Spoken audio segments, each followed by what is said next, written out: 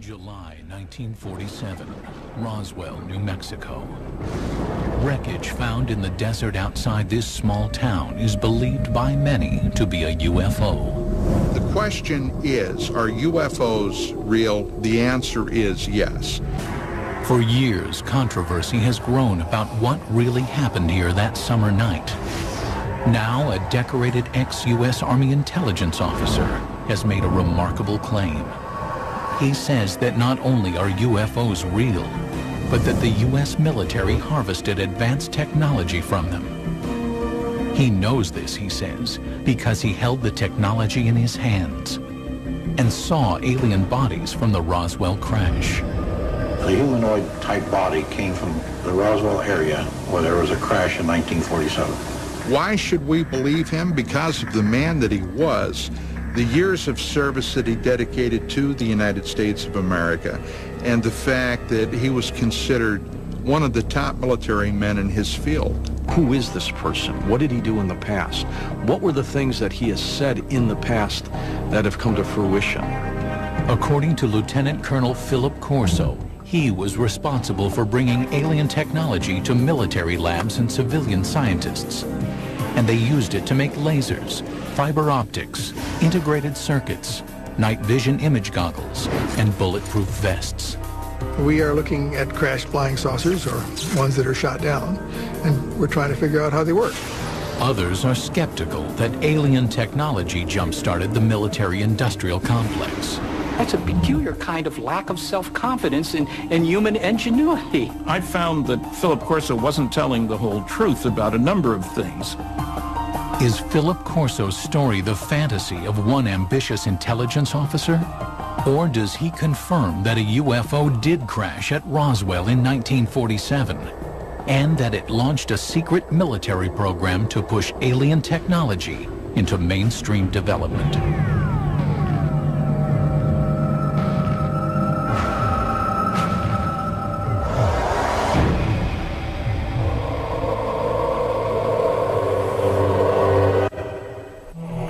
Summer 1947. Major Philip J. Corso is on patrol at the Army base at Fort Riley, Kansas, when he encounters something that will challenge everything he knows about heaven and earth. Corso was a career military man, a respected intelligence officer, and an artillery commander with his finger on the nuclear button. But inside a crate in a deserted building, Corso swore was a being from another planet. Corso would publish an account of this and other revelations in a book called The Day After Roswell, a New York Times bestseller when it came out in 1997. In one of his book signings, 5 colonels came to him and verified that my father was right on with everything that was written in the book. Corso died in 1998. But the material he presented in his book is still controversial. Now, for the first time, the full story of his military career and his startling UFO allegations are being told on television. 1942, the year after the Pearl Harbor attack. Philip Corso, a small-town boy from Pennsylvania, is drafted into the Army. During World War II, he trains as an intelligence officer, and afterward, at the age of only 29, Corso becomes a spy hunter in Rome. His mission, to seek out and terminate Soviet agents. When the United States Army occupied Rome, what they wanted was make sure that the post-war government would be a friendly government, not a communist government. A position with a lot of authority behind it. The man was regarded as an up-and-comer.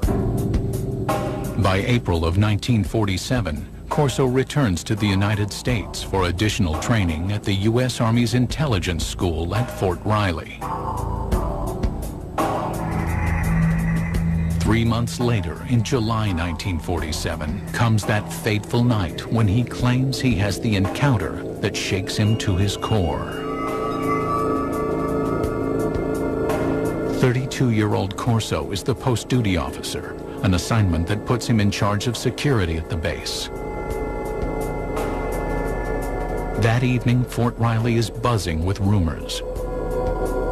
5 trucks containing debris from a mysterious aircraft accident in Roswell, New Mexico, have arrived at the base in Kansas. Corso, with his training as an intelligence officer, is intrigued by the shipment. At about 11 p.m., Corso says he enters the building where the Roswell shipment is stored. A guard on duty tells Corso that he has already looked into one of the crates making up the shipment and cannot comprehend what he's just seen. Corso then says he has a look for himself. And he sees these, they look like coffins. They're little, they're like kid coffins. Can't figure out what that is. So he goes and he picks up the tarp. It looked like a thin body, and a humanoid with a sort of a big head on it, and eyes, but not too long, and not, the shape of it was not as wide, as I say, as our bodies are. Corso says this was his first encounter with extraterrestrials, but it would not be his last, nor his most significant. Later, he would be given top-secret files and alien artifacts that, he claims, would generate a new technological world order. But in 1947, that day was still a decade away.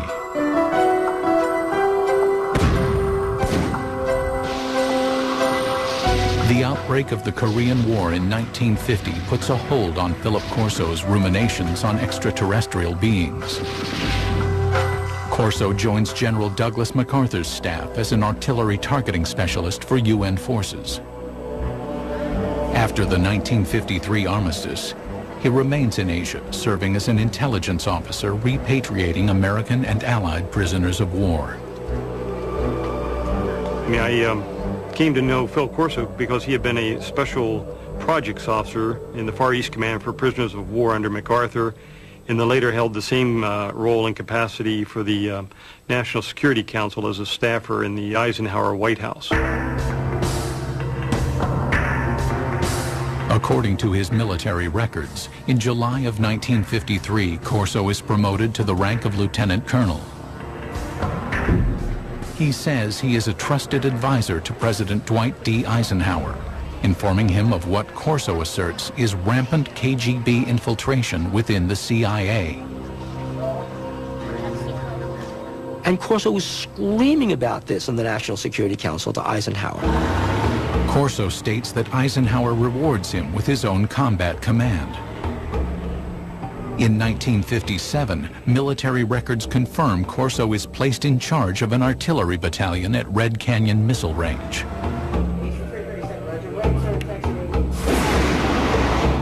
By October of that year, Corso commands the battalion in West Germany, where he develops new targeting strategies for nuclear strikes. He's shown he can do the one thing, he'll follow orders, but he's shown initiative. He had sole command of a nuclear weapons battery. Now, in the event that war would have broken out with the Soviet Union in the 50s, when Corso was in Germany, he would have had sole authority to release his nuclear weapons. But after Corso returns from Germany, his career dramatically changes direction. The gifted intelligence officer, fearless spy hunter, and artillery commander who controlled the world's most powerful weapon now becomes a reservist in the National Guard. In October of 1960, Corso is virtually in retirement, a part-time unit advisor to a National Guard base in Maryland. You could say it meant that some people were displeased with him, but it's just as easy to say he didn't have what it takes. But Corso's supporters believe Corso is being groomed for his most important and most secret assignment. Now there is a big green hand running his career. That big green hand is the hand of Arthur Trudeau. Philip Corso has a powerful mentor in Lieutenant General Arthur Trudeau. A West Point graduate, class of 1924, Trudeau quickly gains a reputation as a forward-thinking officer, comfortable with high technology. In the Cold War era, he pioneers technological training for intelligence officers, and by 1958 is named Director of Army Research and Development. When Trudeau gets a chance to appoint a deputy, he brings Corso over, and thus begins Corso's stint in Army R&D. General called me and said, "Don, establish Foreign Technology Division, and you're the chief of it.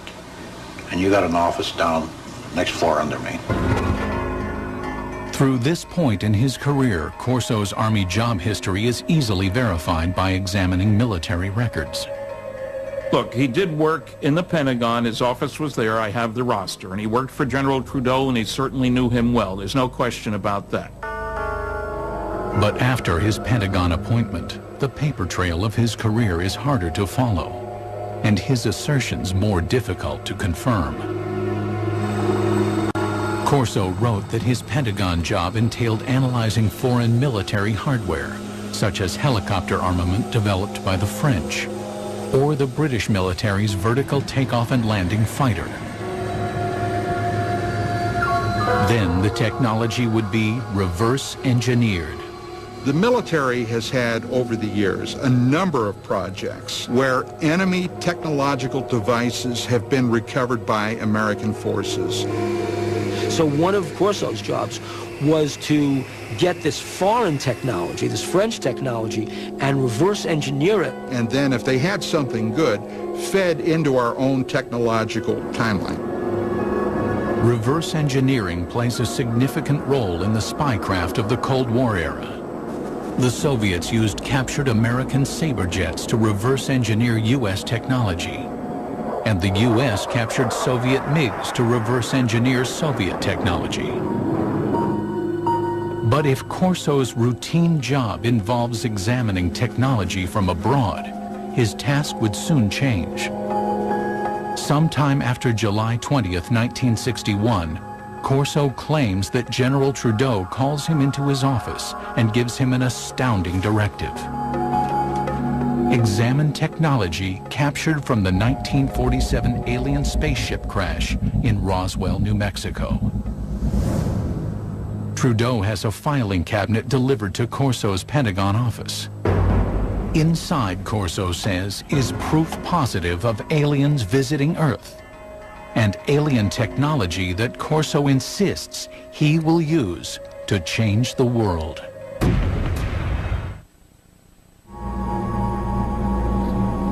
In 1947, Philip Corso claimed to have seen alien bodies from the infamous UFO crash near Roswell, New Mexico.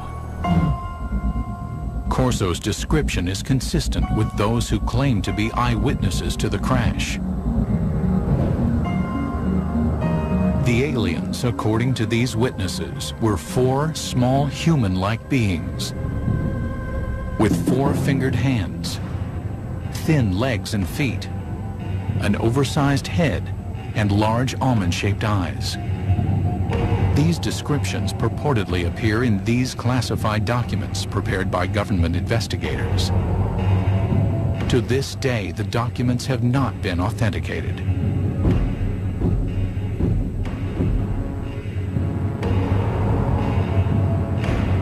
Corso insists that he told no one about what he saw at Fort Riley. But in the summer of 1961, the 46-year-old lieutenant colonel is assigned to a Pentagon project that will force him to recall his eerie experiences. He was assigned to the Army's research development at the Pentagon. Once again, a position with a lot of authority. His goal? To advance U.S. military superiority by a factor of decades. We had enough sense to push it. We had the organization, and we had the money, and we had the brains to do it, and we did it. During the Cold War era, Corso says, there was great government concern that the Russians would gain access to the alien materials. Or worse, the aliens would use their superior technology to invade Earth. According to Corso, an ordinary filing cabinet contains the extraordinary artifacts of the Roswell crash.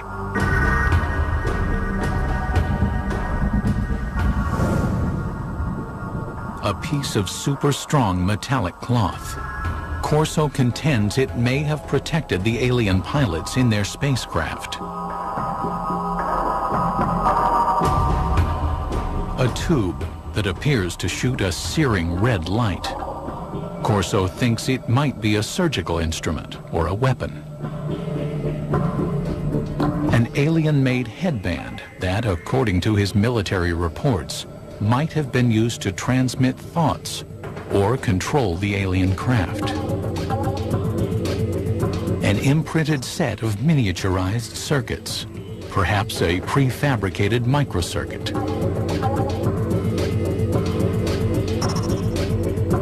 A flexible wire that might have transmitted light through its interior. And a lens that could allow anyone to see in the dark, supposedly taken from the eye of an alien being. To better understand the puzzling contents of the filing cabinet, Corso claims to immerse himself in classified government documents reporting on alien technology supposedly found at Roswell. According to the reports that Corso claims to have read, some of the world's foremost scientists, men like Wernher von Braun and J. Robert Oppenheimer, have access to the Roswell crash site. Corso says that Lieutenant General Trudeau greenlights him to assemble his own A-list team. You will put on that team anybody that you want. Engineers, scientists, and even I told the Germans. Told them I'll take a couple of Germans too, in addition to the U.S. scientists. Corso claims that based upon his close readings of the Roswell reports, he developed his own theories about how the alien craft may have functioned. What Corso said was that the spacecraft had a way to jump. It didn't fly from wherever it came from to here. It jumped. And he said that's all they knew, that there was a wave around the spacecraft that allowed it somehow not to be a spacecraft, but a time machine. And the reason is that to travel the kinds of vast distances it had to travel, it had to leave what we understand in physics as a space-time continuum, drop out of that, and suddenly reappear in a new spot. In Corso's personal notes are sketches detailing his concepts. Corso speculates that the alien craft is navigated by a mind control interface fitting the alien cranium. It seemed as though by revolving the headband around the alien brain drawings, you would match up the pickups on the headband with various parts of the alien brain. His background research complete, Corso maintains he is ready to move on to the next phase, distribution. He will hand off the alien technology he says comes from Roswell to appropriate defense contractors for development. Try to imagine what would happen if a spaceship crashed on Earth and there was a fabulous piece of technology and somebody like Corso pulled it out and gave it to research labs and said, here guys, figure out how this works. The result, Corso maintains, will lead to a complete reconfiguring of the world's most advanced technologies.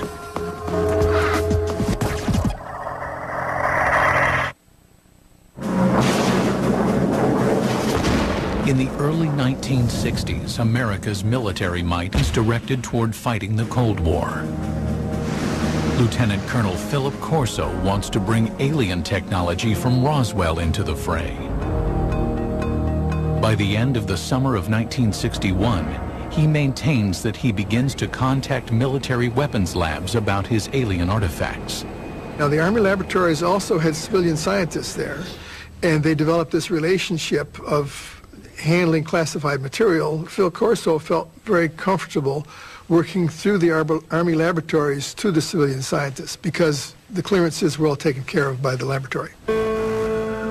America is dotted with top-secret high-tech labs where civilian scientists work on sensitive military projects.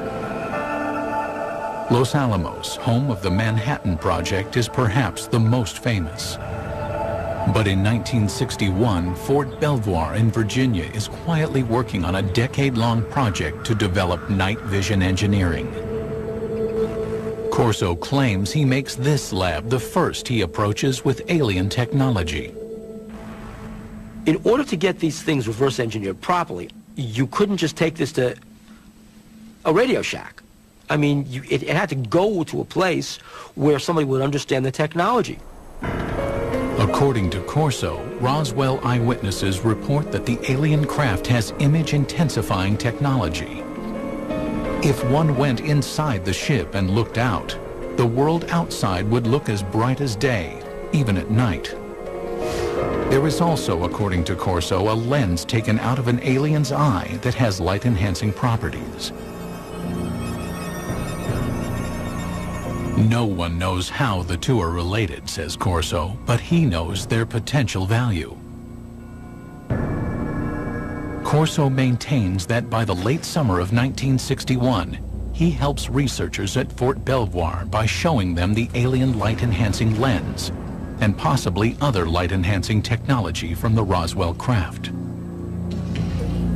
This was the kind of technology that, although we think we have a very clear line of development going back to the Second World War, we take a look at how this technology has literally geometrically exploded over the years.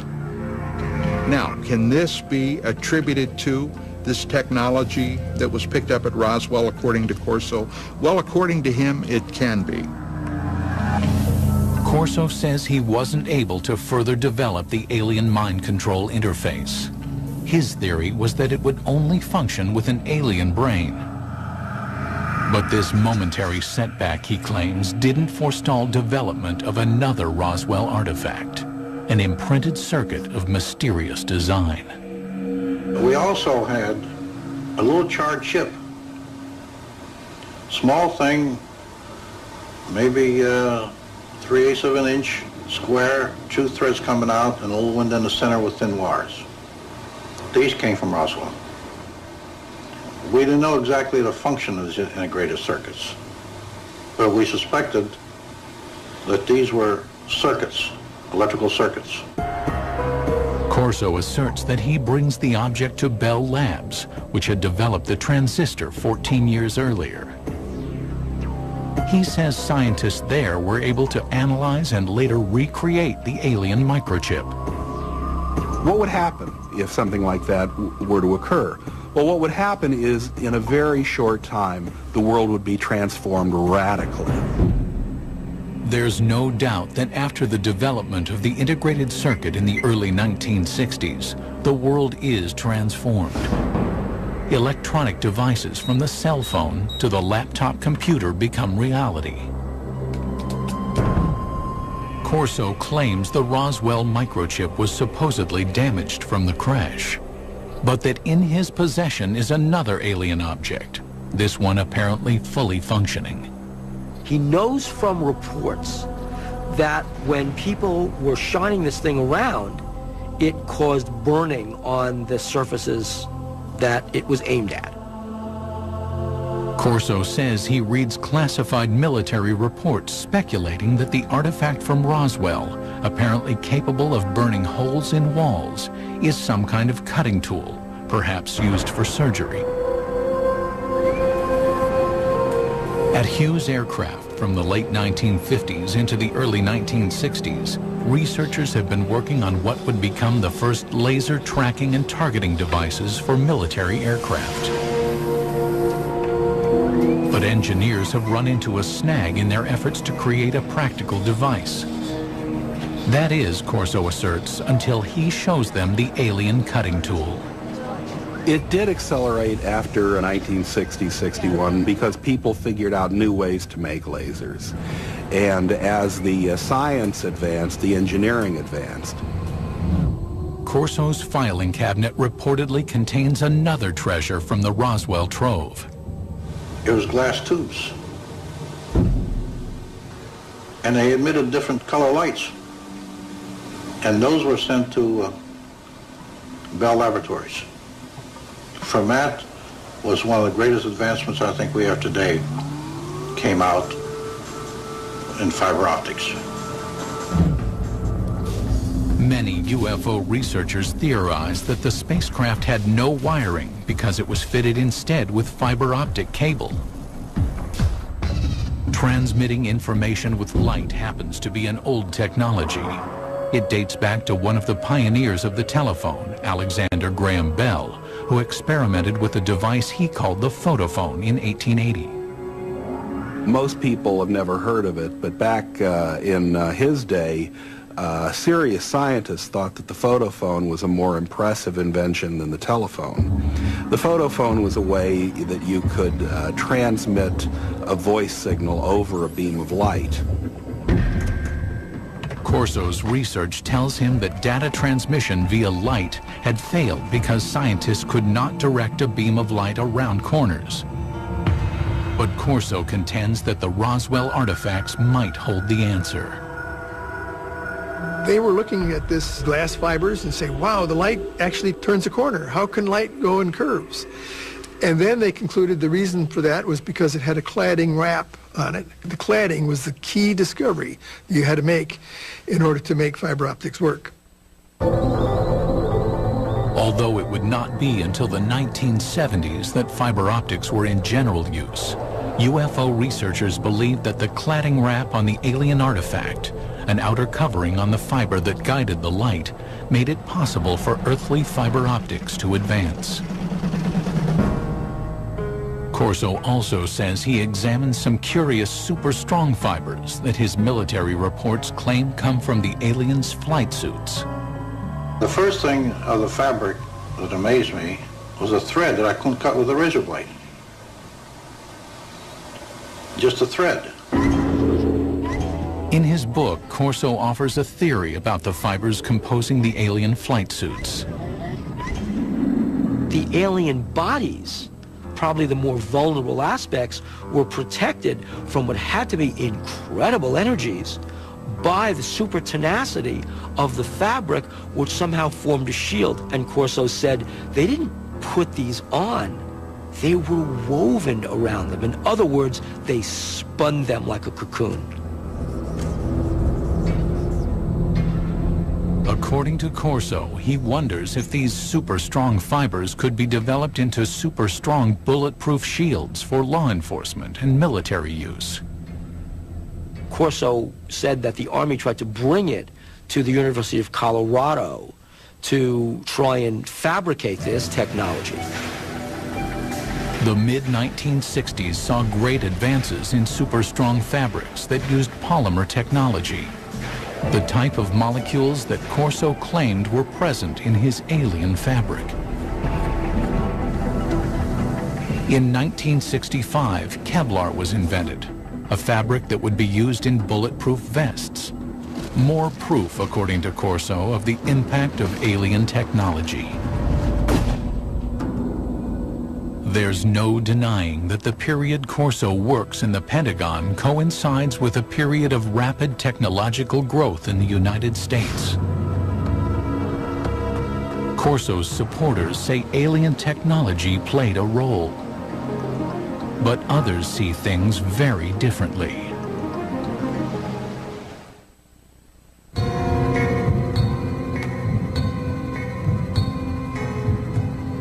In his best-selling book, The Day After Roswell, Lieutenant Colonel Philip Corso claimed to introduce alien technology from the 1947 Roswell crash to the American military's technological agenda.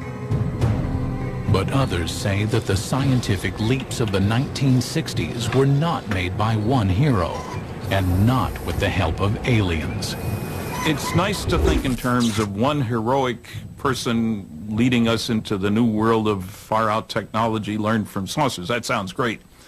But having worked on a whole host of big research and development programs, that isn't the way it works. Look, on the aircraft nuclear propulsion program, we employed 3,500 people. 1,100 of them were engineers and scientists. We were spending $100 million a year. That's the kind of effort it takes to develop new technology. And that was in 1958 dollars at that. Corso claims that the laser jumped from theory to practice after scientists examined the device found in the Roswell crash debris. But to science historians, that's science fiction. The laser is a good example of an invention that doesn't really have a single eureka moment where somebody gets a brilliant inspiration and then they go down into their basement workshop and 15 minutes later they've hammered together a laser.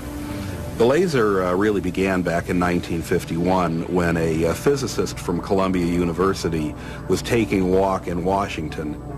That physicist was Charles Towns. And I woke up early in the morning worrying about why hadn't we been able to get anywhere.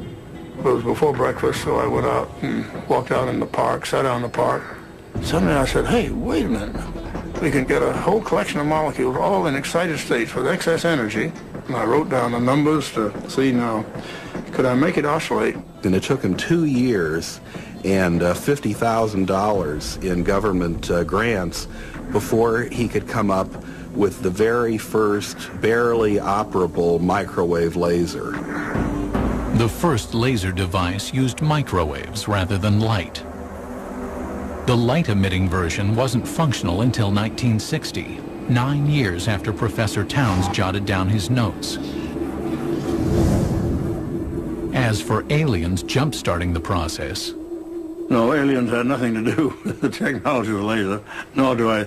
Unfortunately, I don't think aliens have given us any new information yet. while the laser's development was slow and steady, the integrated circuit advanced rapidly. But the greatest progress was made by scientists well after Corso retired. The real breakthrough happened in 1971 when a guy named Ted Hoff conceived of the idea of putting an entire microprocessor on one piece of silicon, a computer on a chip. Basically what happens in an integrated circuit is that you are controlling the flow of electrons, or actually in some cases the absence of electrons. Ted Hoff, known as the architect of the microprocessor, started working on integrated circuits in 1968. Hoff disputes Corso's claim that an alien chip captured from the Roswell crash made an earthly version conceivable.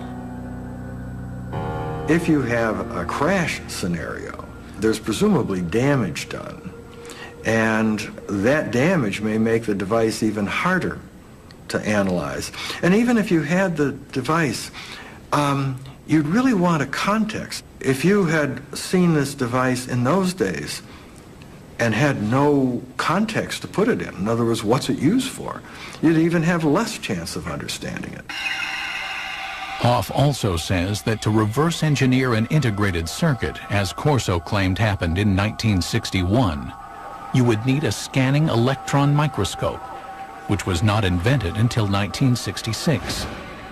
Even looking at devices today, the resolution of the devices are such that ordinary optical microscopes really don't reveal them. So you'd need something more sophisticated. I don't think at that time anybody would have been able to figure out what it was. Philip Corso also claimed that his alien fiber optics cable inspired scientists. But science historians don't support his assertion because fiber optics required a convergence of technologies occurring over decades of development. The idea really became interesting in 1965 when lasers were available and people suddenly realized there was a commercial use for fiber optics. So shortly after that, the project was tackled by a trio of inventors at Corning. and they came up with a successful fiber optic in 1970. The highly directional light of a laser improved signal strength. The team of researchers at Corning Glass created a form of fused silica. This super pure glass material was capable of carrying 65,000 times more information than copper wire. This made fiber optics commercially practical, 10 years after Corso claimed to have accelerated the technology. That's the real achievement that Don Keck and Peter Schultz and Bob Maurer came up with when they were at Corning. It was coming up with this completely unexpected way to make glass. Corso also stated that he inspired a quantum leap in image enhancement technology.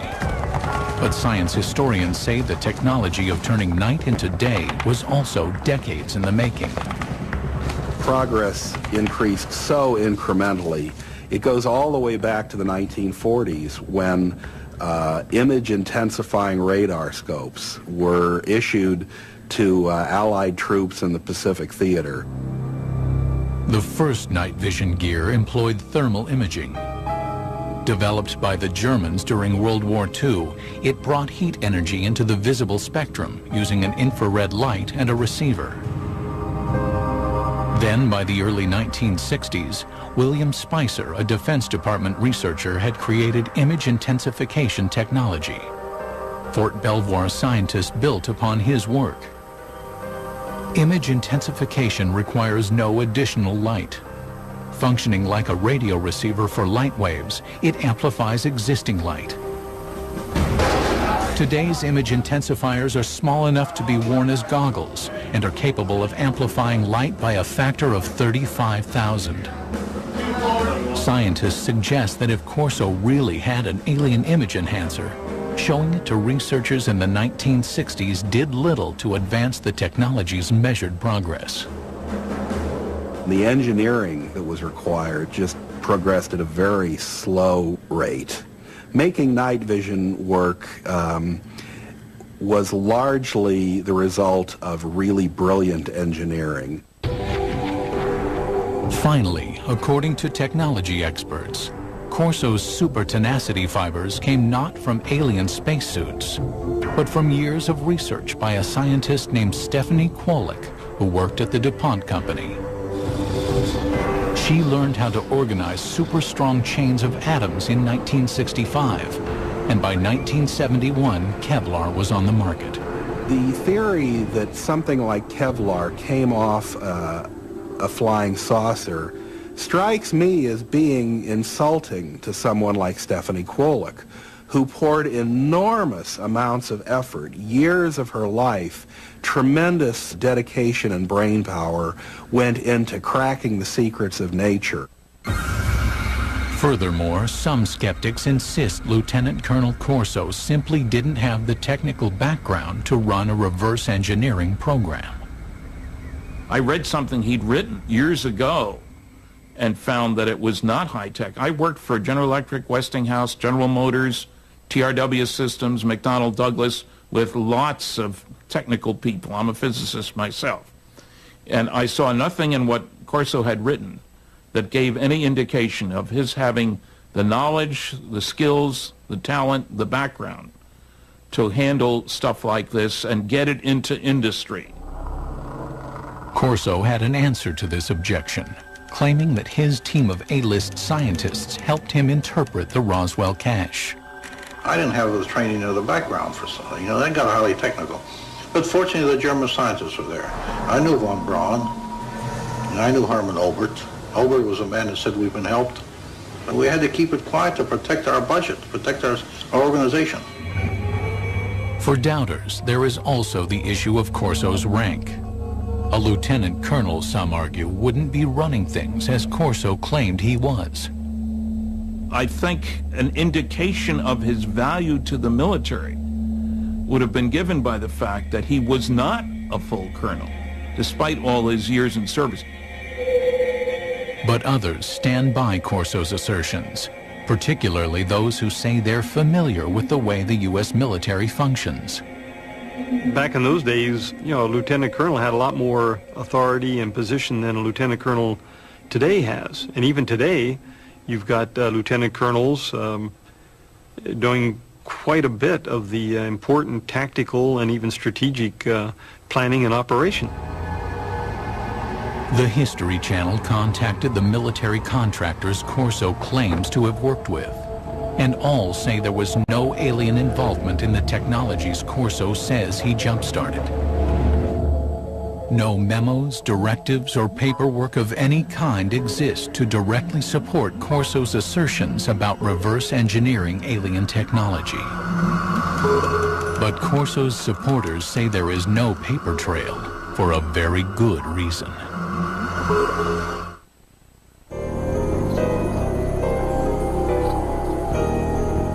Among those who believe there was an alien crash near Roswell, there is consensus on one concept.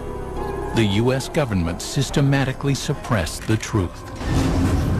The government of the United States and other governments around the world have gone out of their way to keep that wrapped up inside a riddle that's smothered by an enigma. Philip Corso says he also had to keep his reverse engineering program under wraps. We couldn't discuss it. We made a decision. It cannot be discussed outside of us. We're doing good. We have the authority, we have the money for our R&D projects. Well, that's fine. Let's keep it that way. Let's not get mixed up in the murky area of whether they exist or not.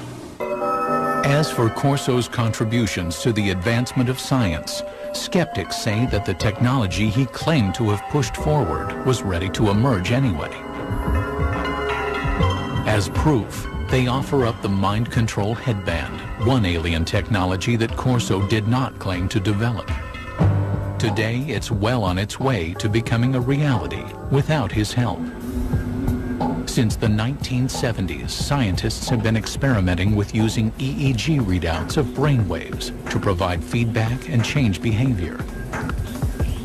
It's now possible to use EEG feedback games like this one to learn how to manage brain states. But mind control technology has advanced even further than that. Going to open the first email, which says congrats.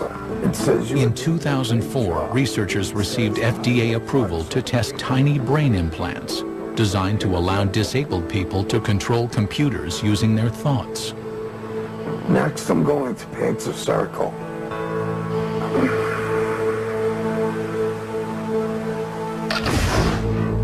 UFO researchers say the government's supposed cover-up may forever obscure the facts of Roswell, and therefore also obscure the truth about whether alien technology played a supporting role in the development of fiber optics, super strong fabrics, lasers, integrated circuits, or battle-ready image enhancement. Some people think that, for example, aliens intervened in 3500 BC in Egypt to help the Egyptians build pyramids. You know, well, doggone it, the Egyptians of 3500 BC were fully capable of putting big blocks on top of other big blocks, right? If the Egyptians had suddenly developed cell phones or something like that, then I would say, okay, there's intervention there. But that's not what they did. But while Lieutenant Colonel Philip Corso might be questioned, his ideas deemed controversial, and his predictions dismissed as the stuff of science fiction, his impact on UFO legend and lore can never be minimized. The military, the Pentagon, the government of the United States does not give that type of authority to a loose cannon. This man was highly regarded, highly respected. At my age, what do I have to lose?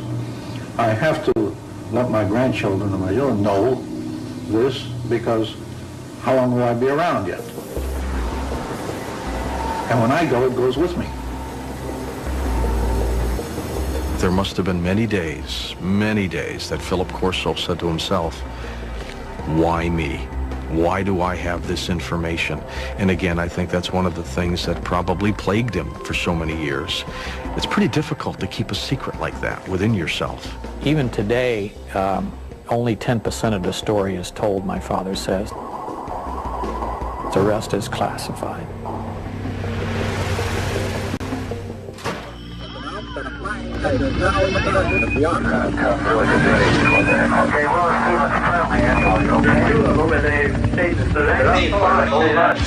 Oh my God, I hope that's a plane. Oh, Jesus, please be a plane. What the hell was that? Midway across the first thing I believe was artillery. Yeah.